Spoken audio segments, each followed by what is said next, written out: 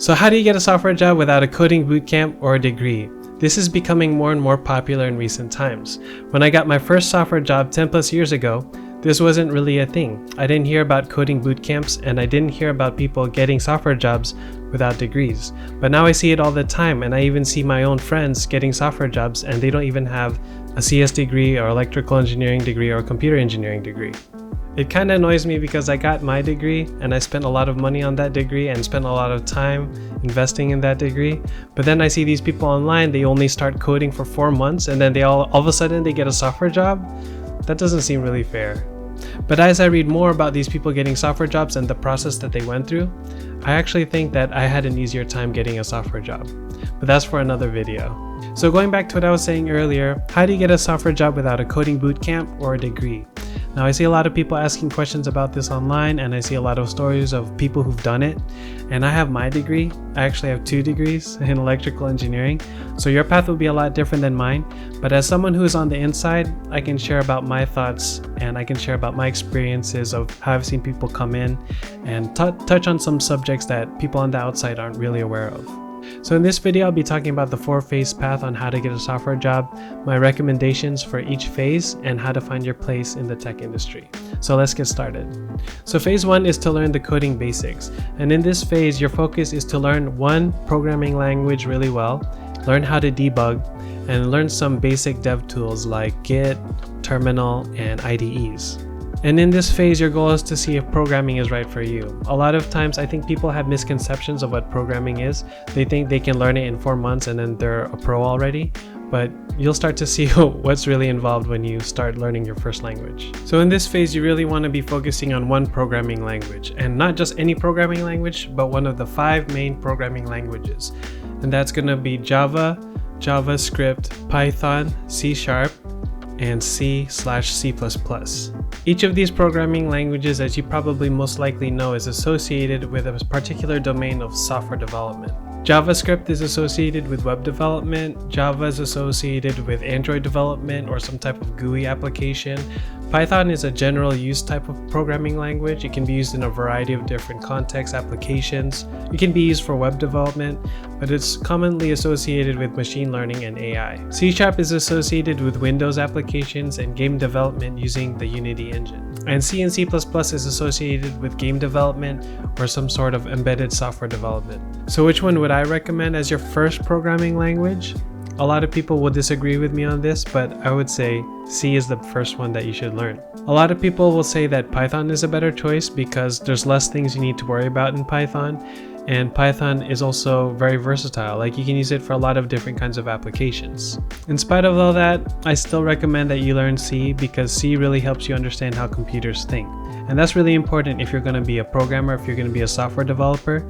You have to understand how computers think. If you start learning in Python or Java and all these other higher level languages first, then you're not really going to understand how the computer actually works.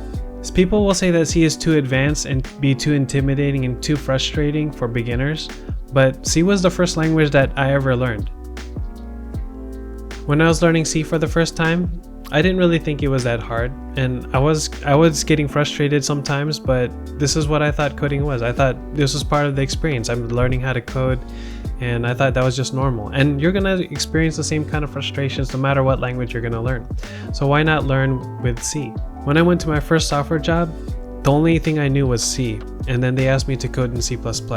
Because of my C background, I could do it. And then they put me on a project where I had to learn Python. And then they moved me to a product where I had to learn Python, C++, and Java.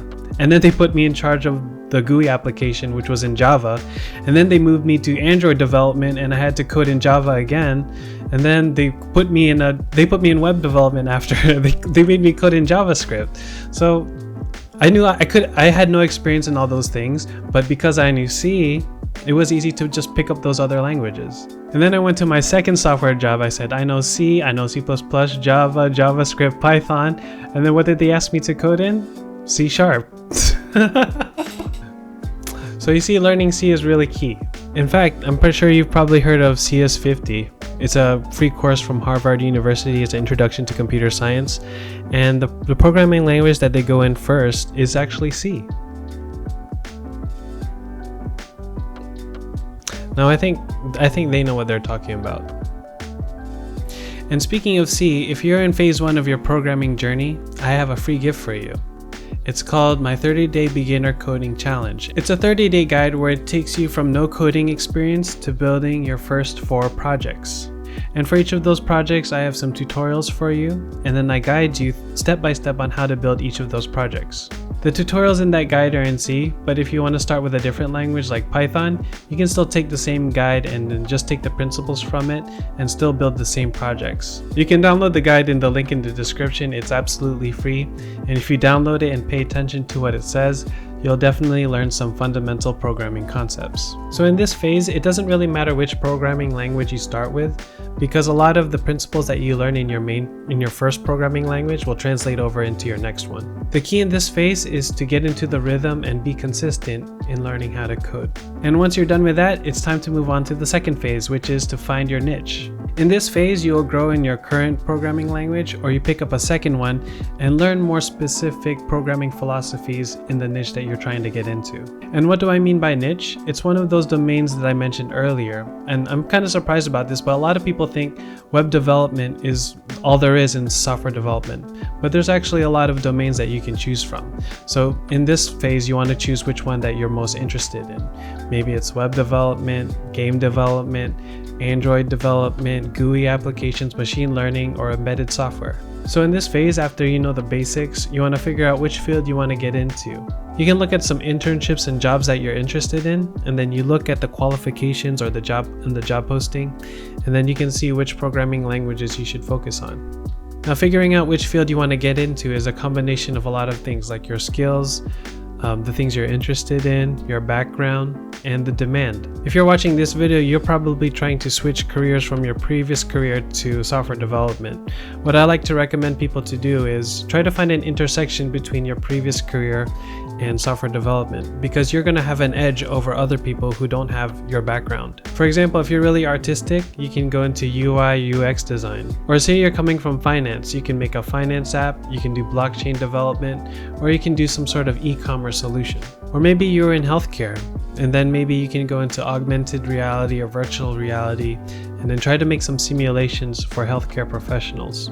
Or maybe you can go into web development or some sort of software application that health professionals use. So it'd be nice to leverage your previous background so you can gain an edge over other developers as you search for jobs. So in this phase, you want to continue building more projects, and ones that are more specific to your niche, and ones that you think are fun. And in this phase, I recommend you start looking for coding communities to join or find some mentors, because it's really hard to grow and really develop if you don't have other people that you're coding with. Maybe you can find an open source project that's in the field that you want to get into, and then you can grow from contributing to that project. And the third phase is going to be find an internship. A lot of people seem to skip this phase. They think that they can just code and then build their portfolio and then look for jobs right away. I think that's the wrong approach. I think you should really find an internship first. I think finding an internship is better because it's generally easier to get an internship first versus trying to get a job right away. And with an internship, you already start to get some real world experience, and then you get exposed to the tools in the field that you're trying to get into. And then you can build networks or build connections with other people in that industry. And then you can learn how to work with other people and learn how to work within a company culture. Internships are really key for helping me find my first job. And the same with all my friends. They all found internships first, and then they found their job.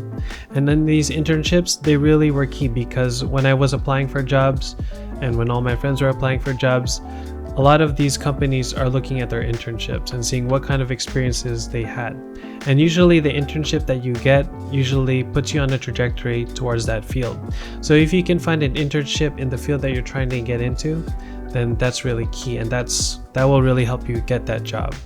And the key that I want to highlight about internships is that an internship will really prove that you are in the right field. First, it proves that there's a demand for that field, and then second, it proves that you can actually contribute to that demand. Alright, last but not least, the fourth phase is just to find a job. There are two things I really want to highlight for this phase, and the first one is to apply to the right jobs. You don't want to just apply to a ton of jobs and then see whoever responds.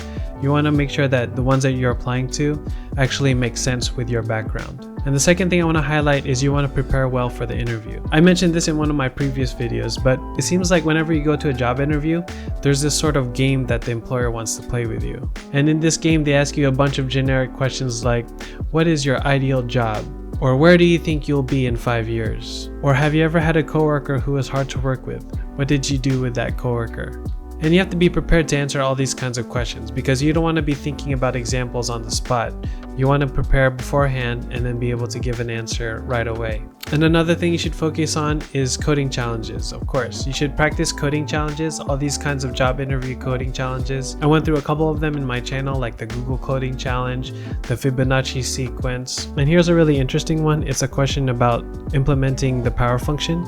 And you can actually learn a lot about a programmer just by asking them how they would implement the power function. And this question really explains what kind of programmer you are based on how you answer it. And it's not enough just to be able to get the function to work. As it says here, he said if you were to code it like this, it's a major turnoff as no edge cases have been handled. Oh, and by the way, check this out. This code is written in C. So yeah, coding challenges are really important. I've seen a lot of people not get the job offer because they couldn't do the coding challenge. And I've seen other people get the job offer because they were able to do the coding challenge. So be sure to practice your coding challenges. And last thing I'll say about this phase is don't worry so much about getting rejected or not getting that job offer. When I got out of university, I applied to like around 10 jobs and then I got accepted to 2 of them. And even when I had my master's and they invited me to come on for an interview, I wasn't looking for a job. They asked me to apply and then I applied, I got an interview. They still rejected me. But eventually I was able to find a job. And all that to say is I see a lot of people online who say that they've been applying to jobs and they keep getting rejected. All that means is that you are not a good fit for that company and you just need to find the right company where you'll fit in. So those are the 4 phases of getting a software job without a coding bootcamp or a degree. The first one is to learn some programming basics. The second one is to find your niche. The third one is to find an internship. And the fourth one is to find a job. Alright, I hope this video was helpful for you in terms of knowing how to get that software job. And I'd love to hear from you too. Which phase are you in? And what do you need to focus on next? I'd love to hear your thoughts. And if you're in phase 1, like I mentioned earlier, I have that 30-day beginner coding challenge. And it's in the link in the description. And it takes you from 0 coding experience to building your first 4 beginner coding projects in just 30 days. Alright, thanks for watching this week's video. I really appreciate you. And if you have any other questions, feel free to let me know in the comments. I'll be sure to read them. And I'll see you in the next one. Peace.